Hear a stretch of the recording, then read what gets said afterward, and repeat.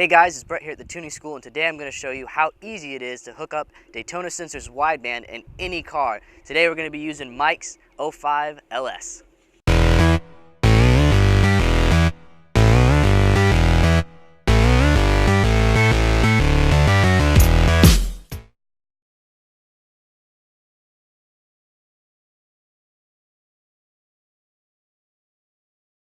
Alright, we're going to get started. The first thing we're going to need is the exhaust clamp.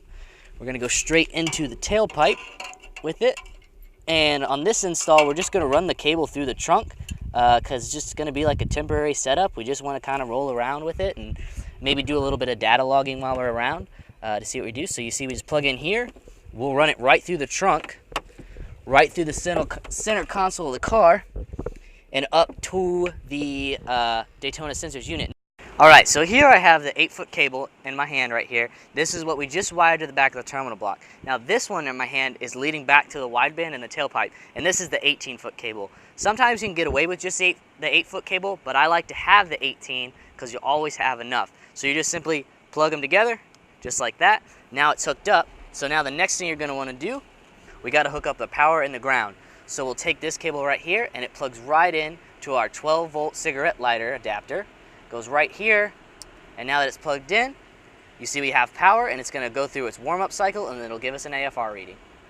So now we're hooked up, and it's going to go through its warm-up cycle, and once it's warmed up, it's going to give us a reading. Now as soon as it gives us a reading, you see right here, we're 15.0. Now as soon as this comes up, we've started data logging, and it'll save 2 hours of data log that we can go back and retrieve using the Daytona Sensor software. Alright guys, now what we're going to do is we're going to use this USB cable, plug in right here to the unit, and it's going to give us our data logging. So now we have the Daytona Sensor software open, and we're actually live data logging right now. You can kind of see the arrows moving up and down a little bit because we are actually data logging the AFR that is in the car right now. So you have a couple options. You can actually look at it live, or you can go back and retrieve the last 2 hours of the unit actually being on. As soon as the unit is turned on and warmed up, it starts saving memory, and it's going to save it for up to 2 hours, and then you can go back with the laptop and the software and retrieve that data. So here we are in the WEGO dual channel data logging program. This is the data logging software. Now what we did was we went out, we drove around, we got back, and we downloaded the data from the WEGO itself, and this is all of the driving that we did throughout here, and you can see we can go over here to the right, and there's even more data over there. But what you can do is you can click in here, and you can use a little mouse cursor, and you can click and drag across, and you can, it's really hard to see here what was really going on, and so you can use the zoom in feature right here to actually zoom in.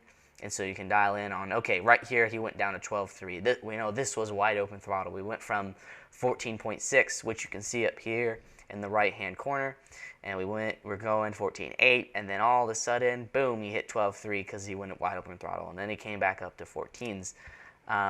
So this is very helpful when you're trying to data log with just daily driving or on the track or anything like that, and it can be done for any car from a 57 Chevy to a brand new 2016 Mustang. Anything that you want to do, with anything you want to see with your AFR, you can do that through this software.